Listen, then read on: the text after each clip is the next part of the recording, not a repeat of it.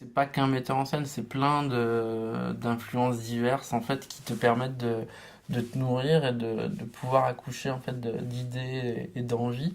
Et je pense que ça évolue en fonction de ton humeur et du temps en fait. Tu m'aurais posé la question il y a 15 ans, je t'aurais dit ouais, il y a que Oliver Stone et Tarantino. Aujourd'hui, tu vois, je regarde d'autres films, je m'intéresse à plein de choses que j'ai pas forcément regardé à l'époque. Et mon influence, je sais pas, elle va ouais, du cinéma asiatique au cinéma américain en passant par du cinéma français. Tu vois, j'adore ce que fait Gaspard Noé, j'adore ce que fait Yann Kounen. Enfin, tu vois, je trouve qu'en France, on a ces mecs qui font des choses très engagées au niveau de l'image et au niveau de leurs propos. Et je trouve qu'on finalement, on est une quinzaine à essayer de raconter les choses comme ça. Et je pense qu'il faudrait qu'on, sur 200 films par an, ça fait pas beaucoup. C'est des gens qui ont un vrai regard et qui ont une vraie cinéphilie, une vraie culture cinématographique. Tu regardes un mec comme Florent Emilio Siri quand il fait Clo-Clo. Moi, je trouve que la mise en scène de Clo-Clo est juste hallucinante. C'est un film qui m'a mais vraiment impressionné à tous les niveaux. Je trouve que c'est parfait. La mise en scène est parfaite. Le traitement du film est parfait. Le mec, il a fait un vrai chef-d'œuvre. Il s'est fait chier dessus par une partie de la presse française et c'est juste des cons parce qu'à un moment donné, quand tu fais Clo-Clo, bah, ils s'attendaient tous à voir Podium. Mais il y a une différence entre raconter l'histoire d'un vrai. Il y a un vrai point de vue sur la vie d'un chanteur comme Claude François, qui était un chanteur à paillettes populaire. Enfin, la manière dont ils ont réussi à le raconter, c'est absolument incroyable. Après, je regardais le documentaire pour voir comment il a pu s'influencer, mais il a reproduit carrément des images d'archives dans le film. C'est absolument hallucinant et tu analyses le film, tous les plans ont une signification. Il n'y a pas un plan qui est gratuit et je trouve que son film est incroyable. Moi je trouve que c'est beaucoup plus fort que La Môme par exemple.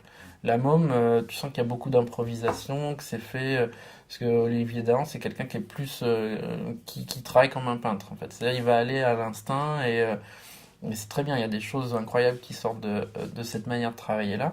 Et je trouve que Florent, c'était un vrai stakhanoviste, en fait. C'est-à-dire qu'il travaille tellement, il prépare tellement les choses que bah, son film, il n'y a rien à dire. Et je comprends pas les réactions de certains journalistes par rapport à son film, en fait. Même d'un certain public. Il a un vrai regard honnête sur la vie de ce mec-là, et le film est incroyable. Jérémy Régnier, il fait une performance hallucinante. Le mec, dans l'année, te sort... il est à l'affiche de Clo-Clo et de Possession, il a pas un César. Ouais, mais c'est n'importe quoi. Tu vois, dans les deux films, tu as l'impression que c'est deux mecs différents en fait. C'est un acteur hallucinant et je trouve que on a ces talents-là chez nous, mais que finalement, comme ce sont des gens qui travaillent, beaucoup et qui sont pas dans la facilité. Donc à partir du moment où tu travailles, bah, t'es un peu relou, t'es un peu chiant, t'es pas un mec facile parce que t'as des exigences. Et en gros, chez nous, souvent, tu comprends qu'il faut pas avoir trop d'exigences. Et je pense que c'est hyper important de garder cette notion-là d'exigence absolue dans son travail. Parce que ça permet d'avoir des films. Moi, je pense qu'un film comme Clo-Clo, c'est un film qui restera. Dans 30 ans, on en reparlera, tu vois. Et pareil pour 9 mois ferme, je trouve que c'est une comédie atypique qui a montré que le principe actuel du cinéma français, le modèle de comédie du cinéma français actuel ne fonctionne pas du tout, parce que toutes les grosses comédies produites en général sont toutes ramassées. Et qu'il y a ce film-là qui est complètement atypique, et Dupontel, ça fait quoi? Ça fait 15-20 ans qu'il lutte pour essayer d'imposer ce style-là. Il est resté tellement fidèle à lui-même qu'aujourd'hui, ben, on a reconnu réellement son talent. Je pense qu'il faudrait qu'il ressorte le créateur pour surfer sur le succès de 9 mois ferme parce que le créateur c'est pour moi un de ses meilleurs films aussi. C'est absolument incroyable, c'est totalement délirant et c'est un film qui mérite d'être redécouvert parce qu'à l'époque les gens sont passés totalement à côté. Ils n'avaient pas la culture de pouvoir, ils n'avaient pas l'accès à ce type de cinéma là pour pouvoir l'accepter en fait.